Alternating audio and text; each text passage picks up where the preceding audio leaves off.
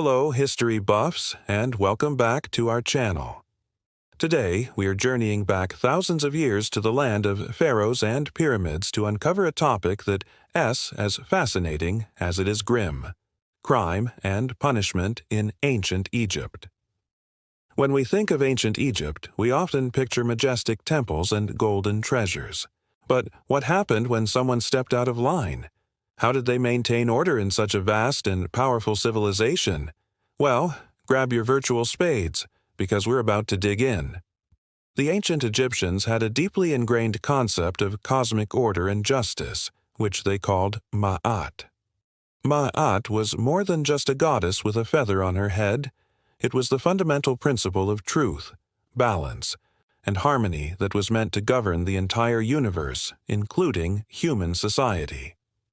Crimes were seen not just as offenses against individuals, but as acts that disrupted Ma'at, threatening the very stability of the world. Therefore, punishment was about more than just retribution. It was about restoring that crucial cosmic balance. The legal system was overseen by the pharaoh, who was considered the ultimate judge. However, day-to-day justice was administered by local courts known as kenbets, and for more serious cases, a high court in major cities like Thebes or Memphis, presided over by the vizier, the pharaoh's second-in-command. So, what kind of crimes were they dealing with? Well, pretty much the same things we see today: theft, assault, property disputes, and even more serious offenses. Let's start with the most common crime: theft. Stealing was a major problem, from petty pilfering in the marketplace to the infamous looting of royal tombs. The punishment for theft varied greatly depending on what was stolen and from whom. If you stole a farmer's goat, you might be forced to return it and pay a hefty fine, sometimes up to 100 times the value of the stolen item. This was often accompanied by a beating. The standard punishment was a set number of strokes with a cane or stick, a painful and public deterrent. Records show punishments of up to 200 blows, which could be incredibly severe. But what if you were caught robbing a temple, or, even worse, a pharaoh's tomb? This was considered a sacrilegious act of the highest order. The consequences were far more dire. Tomb robbery was a capital offense. The state took the desecration of the final resting places of their divine rulers very seriously. The trial records of tomb robbers from the reign of Ramesses IX give us a chilling insight.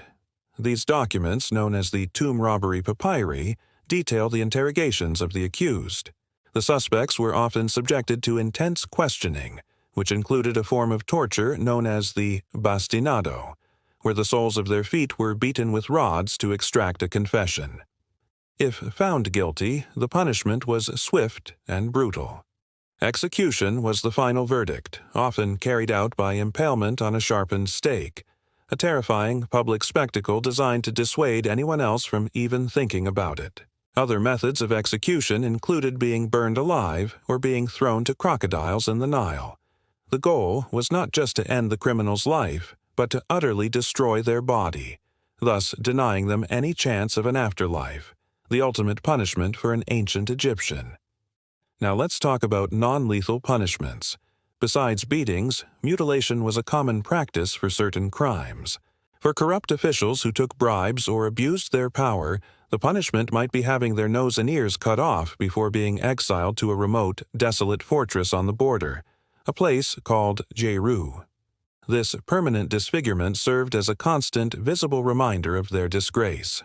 For those who dodged their civic duties, like avoiding the mandatory state labor projects on temples or canals, they could be sentenced to forced labor, effectively becoming state property for a period of time.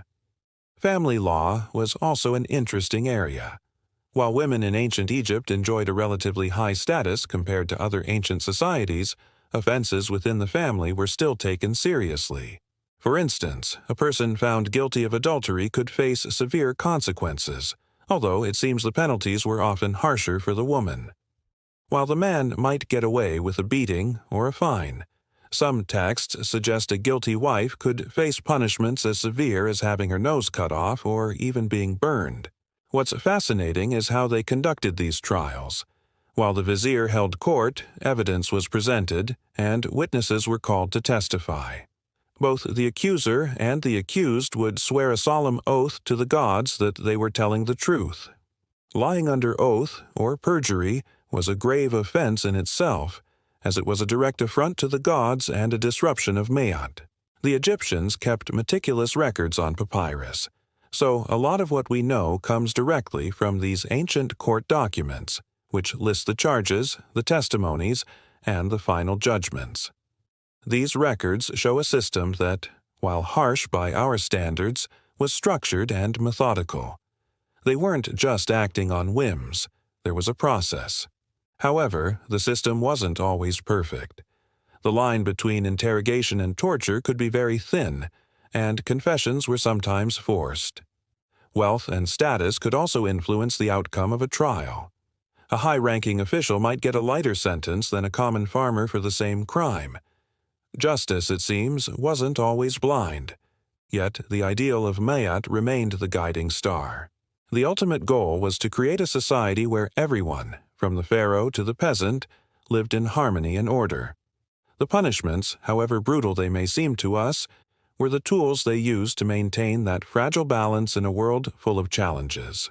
From a simple beating for stealing bread to impalement for desecrating a tomb, the punishments in ancient Egypt were a direct reflection of their values, their fears, and their profound belief in cosmic order. So, there you have it, a glimpse into the harsh realities of justice on the banks of the Nile. It certainly makes you appreciate our modern legal systems, doesn't it? What do you find most surprising about ancient Egyptian punishments? Let me know in the comments below. Thanks for watching, and if you enjoyed this journey back in time, don't forget to hit that like button, subscribe, and ring the bell so you don't miss our next historical adventure. See you next time.